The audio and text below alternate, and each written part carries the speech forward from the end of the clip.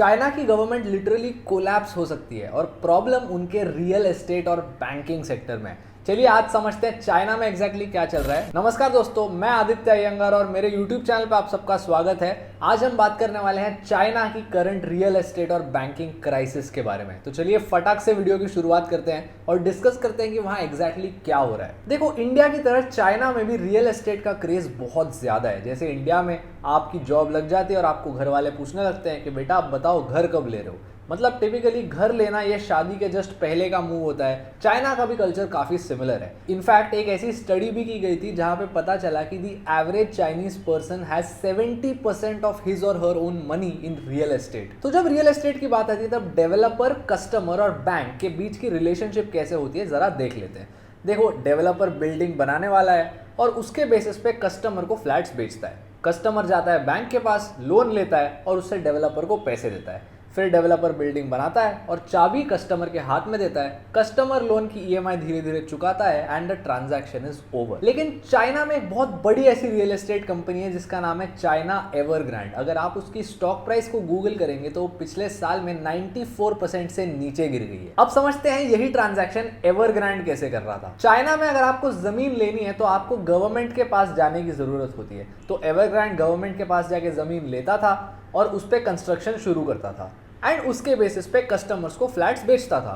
And like every other country, customer bank के पास जाता था, लोन लेता था, एवरग्रांड को देता था और चाबी मिलने के बाद लोन की ईएमआई चुकाना शुरू कर देता था। लेकिन अब यहाँ पर एवरग्रांड ने एक बहुत बड़ा लफड़ा किया। कस्टमर से जो पैसे मिलते थे कंस्ट्रक्शन पूरा करने के लिए, उससे कंस्ट्रक्शन पूरा नहीं किया।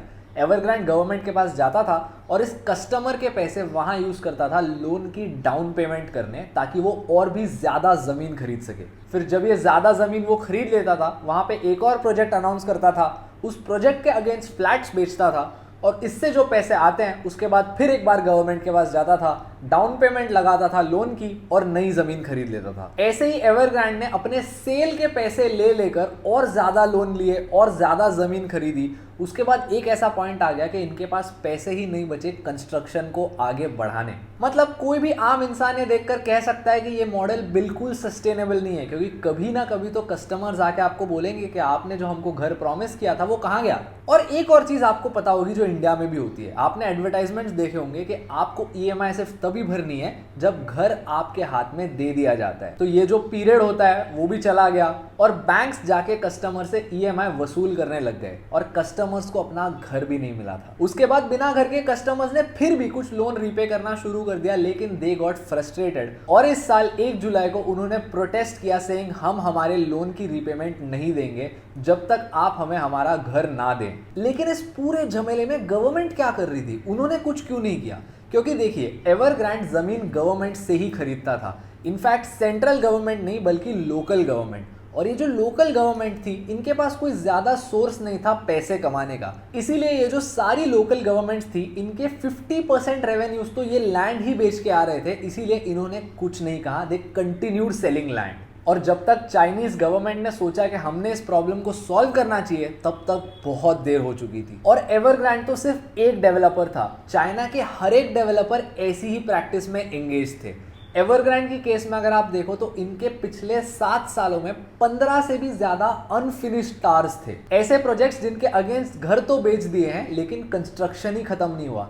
एक ऐसा पॉइंट आ गया कि इनके पास पैसे ही नहीं बचे कंस्ट्रक्शन करने, लोन इतना बढ़ गया था कि इन्होंने कई सारी बिल्डिंग्स को डेमोलिश कर दिया। लेकिन अब आप ये भी सोच रहे होंगे कि बैंक्स ने एवरग्रांड को लोन ही क्यों दिया जब ये सारी चीजें चल रही थी, इतने सारे अनफिनिश्ड प्रोजेक्ट्स थे।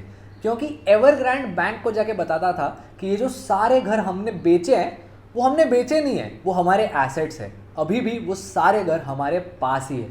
और अगर आप एक कॉमर्स स्टूडेंट है तो आप अब तक समझ गए होंगे कि ये एक फ्रॉड है। अगर कॉमर्स स्टूडेंट नहीं हो तो डोंट वरी, मैं बताता हूँ। अगर आपके नाम पे एक घर है तो वो आपका एसेट हुआ, उस घर के अगेंस्ट आप बैंक से जाके लोन ले सकते हो। लेकिन अगर आपने वो घर किसी को बेच दिया तो नेचुरली आप उस घर के अगेंस्ट लोन नहीं ले सकते ना, क्योंकि वो घर आपका है ही नहीं।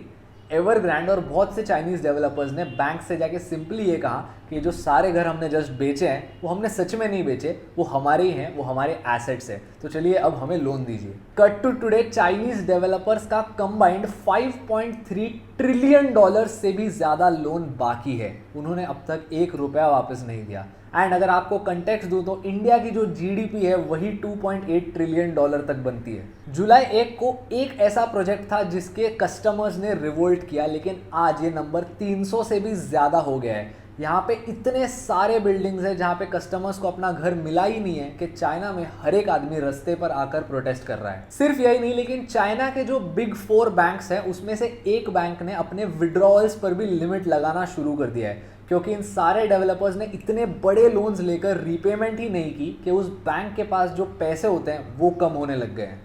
तो दोस्तों ये था पूरा झमेला जो चाइना में करंटली चल रहा है। अगर आपको इस वीडियो से कोई भी वैल्यू मिली तो प्लीज़ इस वीडियो को लाइक कीजिए और अपने दोस्तों के साथ शेयर कीजिए। In this case even more because there is a good chance that Chinese government के बॉट्स इस वीडियो को दबाने की कोशिश करेंगे। एंड एज ऑलवेज अगर आपको मेरे चैनल पे कोई भी नई चीज़ सीखने को मिली तो प्लीज़ मेरे चैनल को सब्सक्राइब कीजिए और बेल आइकन दबा लीजिए ताकि आप ऐसा ही वैल्यूएबल कंटेंट आगे भी देखते रह सके। मैं आपको मिलूंगा अगले वीडियो में, तब तक के लिए अपना ख्याल रखना। I will see you around.